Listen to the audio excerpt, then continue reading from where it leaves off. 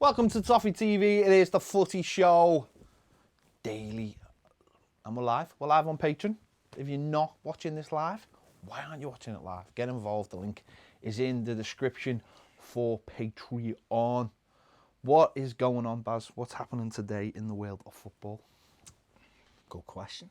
Today, there has been a preliminary meeting regarding Phase 2 for Premier League clubs of training, which there's a vote apparently in the morning. And if that vote's successful, then they move towards contact and training on from Thursday onwards. So just continuing this build-up. Very similar to what we saw in Germany. But they'd enter the Phase 1, small groups, pass and blah, blah. Phase 2, I think, will be bigger group. I think they move to groups of 10. And then they can actually have contact in training then. So for the clubs building up towards what will be between June the 12th and June the 26th start, we're led to believe now. So basically clubs building up. Only a couple of positive tests over the weekend, wasn't there? I think one of them was the Bournemouth goalkeeper, I think. Yeah, there was one from Bournemouth and I can't remember the other club, 2. Yeah. So overall, there's been 8 positive tests in however many they'd done, 1,600 or whatever it was. So that's it's good. Obviously, it's in one positive test is too many. We know that, but given the scale of the numbers and the fact that people have been back in for a lot of those players, it's only there's only been an extra 2 positive tests, so obviously they'll go away and self-isolate now for 7 days and then see where they are. One of the positive things what we're seeing in Germany is so far there hasn't been any positive coronavirus tests since they've restarted playing as well. So I think that's important, that not only have they gone into getting ready to play games, they've now had 2 rounds of matches, close contact with each other and with the referees and things like that. And at the minute, they're currently running at 0 tests, so I think that's good. Yeah, it comes down to just professionalism, doesn't it? Once you're into that stage, the Premier League will be looking at it, seeing that they've cut down the numbers straight away. Obviously, this is the next big stage. Obviously, they'll pass the next training, and then it'll be whether players who were in contact with each other, if there's any chance of passing it on. But if they've all come back and they're all negative, then there's obviously very little chance. And then obviously it's about the outside world, isn't it? Making sure they do all the right things away from football. I spoke to David Maddock, and that'll be out later. And he was saying that in some respects, Premier League players are not only getting tested 2 to 3 times a week, they're also wearing the heart monitors through training and stuff, and their oxygen levels are getting assessed as well. So even if one was to catch it, the medical staff are able to get on top of it early. And therefore you can identify it early and treat it, which is more so than if they were just sat at home or whatever. And I know we had Mariappa last week who tested positive, saying, I feel normal, nothing, I'm asymptomatic kind of thing, but he wouldn't have known that he had it only for these tests. So there is that side of it as well. These players have got it from somewhere, and it's been highlighted where they've got it. But clubs will be able to not only test them, but keep an eye on everything else that goes with it. Yeah, I think it a bit safer. I think what we've got to remember is, out of all this, though, we are, starting to. It is like the beginning of the end, or the end of the beginning, maybe. I don't know. In all this. In lockdown measures, you mean? Yeah. In general. In general, but I mean, driving in today, it was noticeably busier. Well, why wouldn't you? You can do what you want now.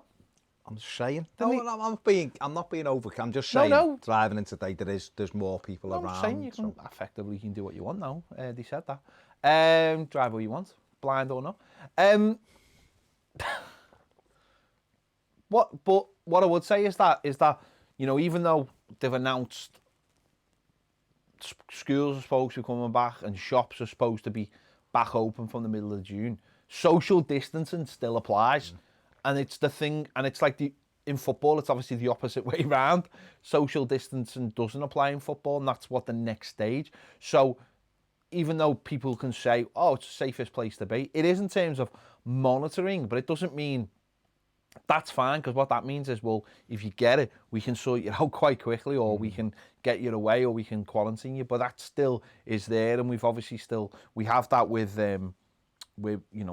obviously Troy Deeney, we've seen Kante, and there's other players out there who have still got their objections. So we're not gonna get to a place where everybody feels it's safe. Maybe till they've kicked the ball and started playing again. I don't think they'll feel it's safe then. Some people mightn't feel it's safe till there's a vaccine, and that's again, we said it before. No player should be criticised if they don't feel safe playing football. I mean, Kante, his brother died from heart problems. He's had other issues in his family. He's fainted a couple of times, and has had to have heart tests and everything. So he's got clear issues medically. So therefore he should be concerned, and is right to be concerned at the moment. But and like we said last week with Troy Deeney, and that nobody should be making any of those decisions on them. But I think the majority of players seem to want to get back and play. A few questions have come in from the guys on Patreon. Let's start with Steve Kelly says, do you think when Project Restart eventually gets the go-ahead, we could still see clubs who don't get their own way take the Premier League to court still if they end up going down? I don't think so. I think once you agree to restart the season, I think you've waived your legal, this is the time to fight now.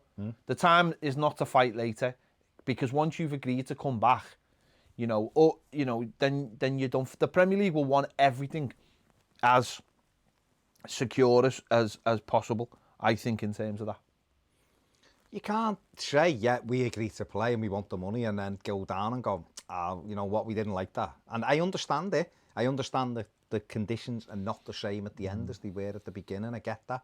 I get it. There's 5 subs now. You've only been allowed 3 for 2/3 of the season. I get it. We all understand it, but at the minute, they're the parameters, what we're playing in. If you agree to go back and be part of those parameters, then when things don't go your way, you can't stamp your feet. If you really don't want to play, you make your judgment now and say, I don't want to play. If you can afford to write off £40 million as a club, then make your stance. The issue is most clubs can't afford to write it off. The players might want to play, but those clubs, if it was as simple as going, we don't feel safe and we're not playing, this conversation would have ended weeks ago. It'd have been finished, and it isn't, because money ultimately will rule. Yeah, I mean, listen, at the end of the day, clubs might have might look at this and go, we don't want to play.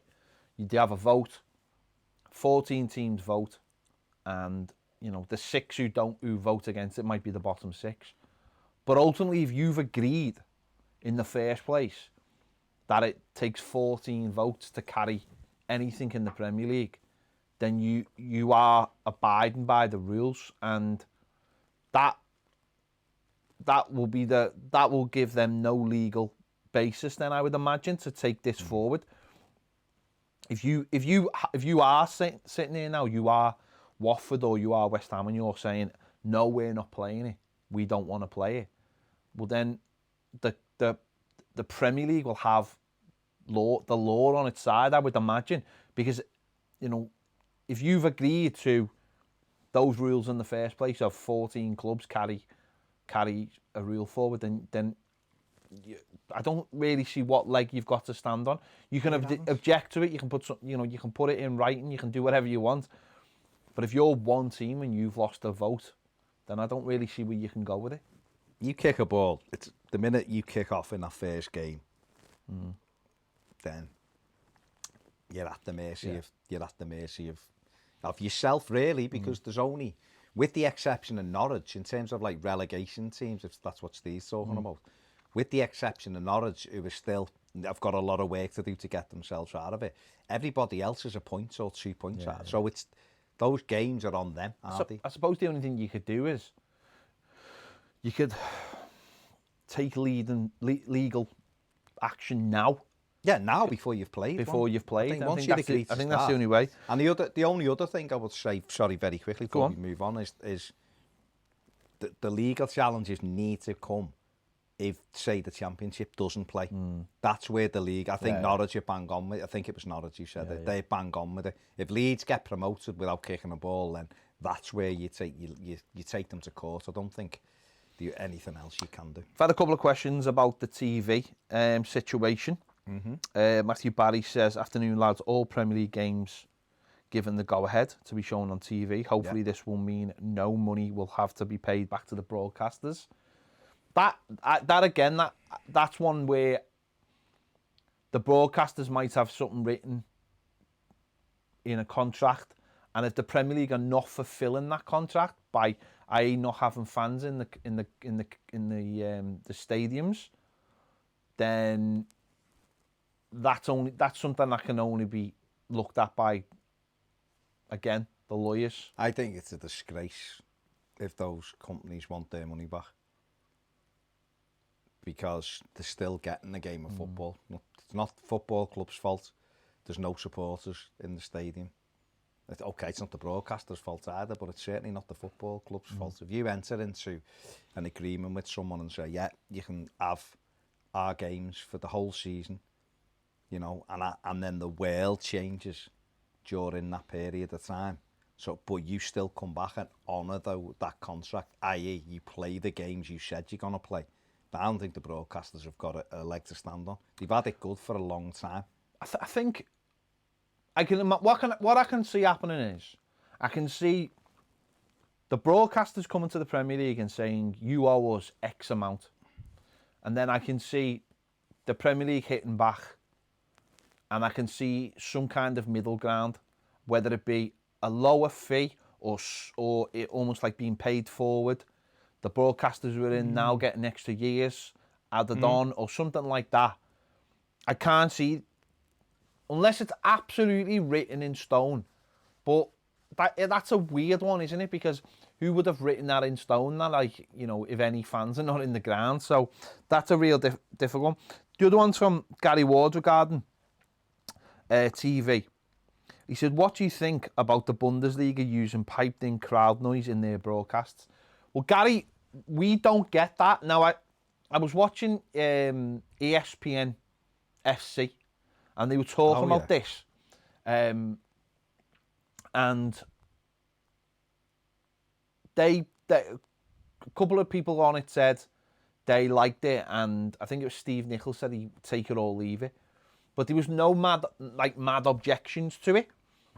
And the problem is we haven't tasted it in this country, and I'm really annoyed about that we don't get the option, because I'd like to just see, you know, a couple of them were like, it's a bit weird at first, but once, like anything, once you sort of detach your brain and just start focusing on the game, then, and that's the thing for me, and I've always said this about crowd noise, is like, I notice crowd noise not being there, but when you don't have crowd noise, but sometimes when you're watching a game, you don't notice it's there because you're so used to it, but you notice it when it's not there. So I would like the option to just hear what it's like and just sit through a game. And another thing that was mentioned was the cardboard cutouts at Leverkusen. And I really like them. So I think if you had them and you had the piped in crowd noise, and don't get me wrong, I think the crowd noise needs to be, and listen, you can do this now, it needs to be synced up in terms of, like, if Dortmund are playing at home, I want to wear like the yellow wall. Do you know what I mean? It can't just be just doing something. I apologise. It can't be artificial. It's got to be done for each team. Their crowd noise. And even like when, you know, imagine like if we did it and Everton got a corner and someone pressed the Everton button. Do you know what I mean? Like it has to be for each team. It has to be real. But there's no reason why you can't do that. So Gary, let us know what you think about it. We've not experienced that. So can Gary listen to? Is that what he's saying? In America, I think in America they've got the option. But we haven't took Why the haven't option. we got it? Because BT have decided that they don't like it, so we don't like it. But I'd like why can't they press the red button or something? Or even on the BT app, have a game with the crowd noise so we can just see what it's like, and then we can decide whether we want crowd noise. I've said this before, I said it last week. I said it on Twitter on Saturday and got into someone took umbrage with what I was saying about the cardboard thing. Saying that you think that we should replace fans with cardboard cutouts. I was just like, no, what I was saying was, until we can go back in the stadium, that was better. Am I against clubs charging fans £17 to have your cutout there? 100% I'm against it. Do I feel as though clubs should foot the bill? 100% they should, because it can be generic. Surely you can make... But isn't that... No, but isn't that the... And I'm not... Like, but isn't that the point, is that they were charging €17 for your picture to be in the crowd. And that's a choice that you have. And the €17 might just be for the simple production of it. Well, it possibly is, but I still feel as though... See, I sent you the picture straight away, didn't I? Because I didn't know whether you were watching it, going, this looks good. And it actually did look from... And this is what I keep trying to get across to people, and I'm not saying... It's amazing that we can't go in the grounds. That's not what I'd rather be sat in my seat at Goodison, without a shadow of a doubt. But I just spoke to David Maddock. He's just said the journalists have been told there won't be any people in crowds for the whole of next season. There won't be anyone in the stadium for the 21 season. Everton and Liverpool apparently on Friday applied for a licence to have no fans in the stadium for the full season. Well, that's common sense. Along with the other Premier League clubs, not just Everton and Liverpool. So therefore, if it's going to be a TV sport for the next 12 months... Make it look good. Make it look as good as it can. And make it sound as good as it can. Because we all want to go back. But people won't like watching it when you can hear players shouting... But they don't, because there's nothing underneath. And whereas if you can make it 5% better, because it looks like... When Leverkusen were attacking, on that TV angle, it looked like people were behind the goal, didn't it? Even from a point of view of like a commentator, if a commentator's getting excited, but the crowd noise is not there, then... We said this like before the Bundesliga started, was like a big... I wanted to see what the production would be like. And... It's been all right, but they've been using most of the main shots. They've been, but if you can get in and it looks like a stadium and it's got the sound, or just give me the option. That's all I'm asking for. I'm not saying if BT's got 2 feeds and they say, oh, we don't want to use that one. Well, I'm not being funny, mate. I pay for you BT and I want that feed. So give me that feed. Now, if that's on the app, then give me it on the app. But what I would love, there's a game on in like Dortmund are playing Bayern Munich in like an hour's time, right?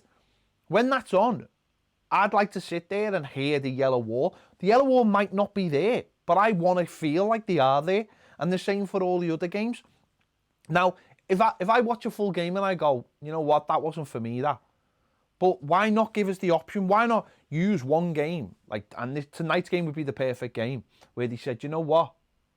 We're going to give you the option. Press the red button or go on the app. And on the app, we will provide the crowd noise, which they are being given by Bundesliga. The Bundesliga are providing that. So why can't we have it then? I don't understand. Because BT have just decided.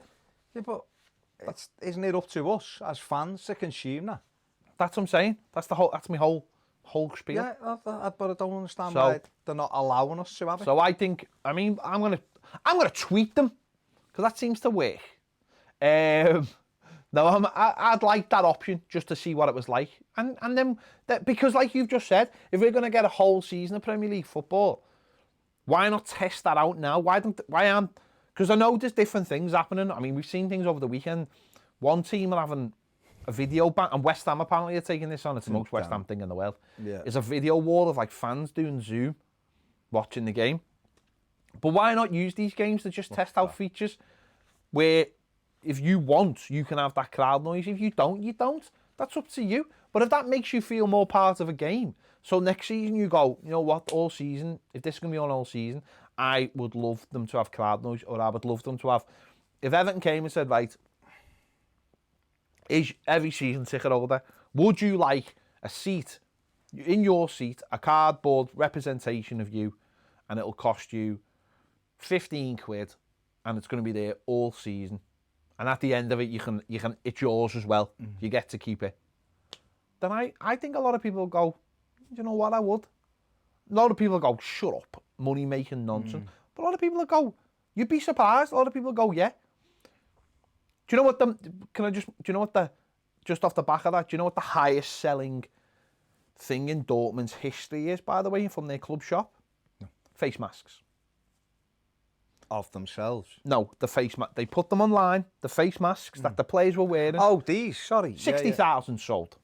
Have they? Yeah. So who do you think was the first club in the Premier League to start selling them over the weekend? Man City. Liverpool. Oh, Liverpool. Liverpool were. A pack of 4 for 15 quid. That Dortmund one, the yellow one that we seen, that when they got off the coach last week with the black Dortmund, 50,000, I think, on when they first won a sale, I think they've sold 60,000 now. That's incredible. But if you'd said to someone about that, people would go, that's in bad taste, that. But it shows the power of football. It shows the power of brands. And it shows that if I've got to wear a face mask, I want to wear a face mask of my football club like you would to anything else. So if you were to put cardboard cutouts in the stadium, I think it would do the same thing. I think people will go, well, if you're going to have a cardboard cutout in my seat, it better be me.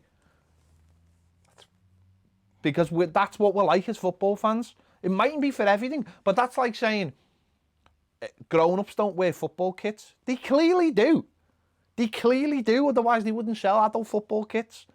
So I think, that's an option that we should be given if clubs want to do that. If it makes, especially with like the Gladys Street of like, if you look at like the way it goes back, the whole of it gets shown on television. Yeah. All of it.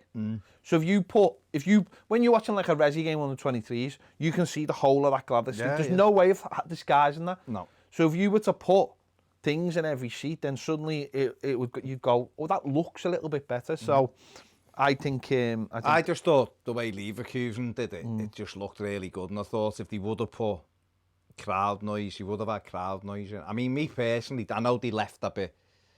They left the thingy, didn't they? Hang on, was it Leverkusen? Wasn't Leverkusen, was it? It was Borussia.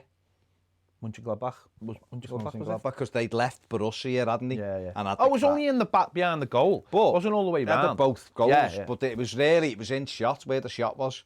So for clubs to do it, you could just have it. I don't know. Gary Ward says it must be something that Fox Sports is adding over here. I was distracted by it initially, but kind of got used to it the way the day went on. And that's what he was saying on ESPN. It is, as I was saying, Bundesliga are providing 2 feeds, one with the crowd noise, one without. That's what he was saying on ESPN. He said at first it was like, this is weird, but as the game went on and as they got used to it, and they enjoyed it, and they were saying, I think the guy who's hosting it was saying, he's not one of those people who wants to hear the players talk or the coach talk. He wants the aesthetic of football. Yeah. You had crowd noise. It's like we said it before. It's like when we're playing PES, right? Yeah. And we put it out. Sometimes I've put it out and I've put the audio either too low on the commentator on the crowd noise, or I've knocked it off by accident or something, and it just doesn't. Even though me and you are like getting excited because we're playing it, and it's like it doesn't sound the same. It doesn't look. It doesn't feel the same. Sorry, it doesn't sound, but it doesn't feel the same because you've got to have that commentator in the background. Even though we're playing it, you've got to have that crowd noise. You've got to have something that. It's just because we've been brought up on it. It just doesn't feel right watching football. It's because though, without it. It's the atmospheric side of it, isn't it? If you go and watch a Sunday league game, or you go and watch a non-league game, or whatever, that you hear what you're watching on the thing, but you accept that. Do you know what I mean? I've played when I was playing non-league in stadiums with that like decent stadium, but you can hear if there's not many there or they're quiet, you can hear the ball, you can hear the shouting. and it's echoey. And then if you go to a place where there's a crowd, it feels the game's different. But it's why, in terms of sport, it's why like the under-23s play at small stadiums. It's why women's football gets to play this. It's why if you go to a concert, and if you've ever been somewhere like the Echo Arena, but it's not a gig that is going to sell out the whole thing, or it's a show which is like a comedy show, let's say. Yeah. They bring the stage forward and they black out the back bit and they make it as intimate as they can. It's why, it's what they do to make it feel and to make it funny and to make it intimate and whatever. These games really, in if you want them, should be played at like little small ground. Like Man City should just go, we're not going to play at the Etihad. We'll play at our little academy stadium, because actually, why do we need this big stadium? There's not going to be anyone there. We might as well have it there. But they'll want it for. But they'll have it there, and it'll be in this big echoey stadium, like we'll all be in our big echoey stadiums, and that makes it worse. Yeah, but it might make it Yeah, but if City are playing at their development stadium, they mightn't be able to get this. No, what I mean is, Everton. It's as much use as Everton playing on the show pitch at Finch Farm as it would be playing at Goodison, wouldn't it? In terms of, I know it's not, but you know what I mean. Yeah. In terms of like, there's no fans, so what's the point?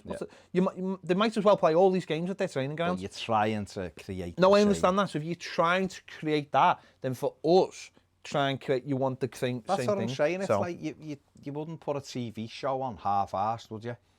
You're filming something. You wouldn't do like a live corrie and go, we'll show all the bits where they're walking in and out the studio sets. Everything's done to look as good as it can. I know it's football. No, but what I mean is people are missing the point sometimes when you're talking about production. But what happens is, I think you just go on, and you just get people who go, I don't like it because I can't go, so it's crap, so it's not even worth even trying to make. We shouldn't even be kicking a ball.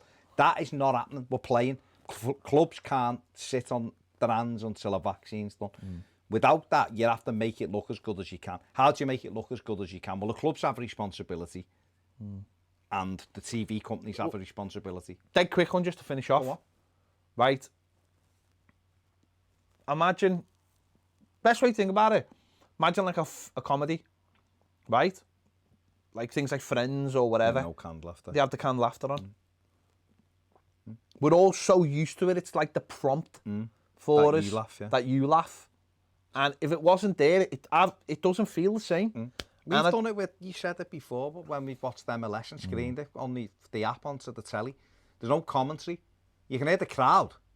You're just there, but there's no commentary, and it still feels weird. Yeah. And that's with crowd noise. Couple just to finish off. Matt Barry says the club could take the cost for the cardboard cutout out of the season tickets. They're going to have to refund us for not being there for some or all of next season. Don't start that one, Matt. Don't make us. Like 9 options. No, but you could. But then I think you get a lot of people. Gary Ward says this just to finish off, by the way. Yeah. Which is better, cardboard cutouts or Korean sex dolls? Well, you'd probably get more value out the Korean. Well, you'd be able to do more with the Korean dolls than the cutouts. But probably looking at it, the cutouts probably look better. They're cheaper. And they're cheaper. I mean, imagine saying... You could get a Korean imagine getting the refund on your season ticket and taking cardboard cutout, £15, sex doll. 1,600. Exactly. Yeah. We've had loads of Everton questions in. Saved them for Live at 5. Just copy and paste them in a minute into the Live Put them at into 5, Live at and we'll 5. go through them. We'll go right through them. This is not Everton. This is not Everton. This is a overall football. So Live at 5 is for all your Everton questions. So get them in then. Do it. Get them in then. Copy and paste them now. It'll take you 2 seconds. You don't have to go. We won't be able to, because I haven't set up the screen for that. You know. But I will be. I will be literally in 2 minutes. But you can copy and have it ready. Yeah. And then it's literally just paste. Copy and paste. Done. I mean, there's a channel out there for you if you want that. Stop that. Right, there you go. Hopefully tomorrow we're gonna. I wanted to talk about the stuff that's happened in women's football, But we want to get Sarah on to talk about it. So hopefully we'll get Sarah on tomorrow to talk about that. So we can talk about it properly. She's an expert, we're not. And I wanted a proper expert to talk about that. So we'll talk about that tomorrow because I think that's important. I know Graham Souness doesn't think it's important, but we think it's important. Well, there'll be the contradiction. It'll be good with Souness when we look at it, won't it? So make sure you catch us for that. If you want to watch this show live and get your comments in, as I said, join us on Patreon. The link is in the description. The Footy Show Daily will live. We'll return tomorrow. So see you then.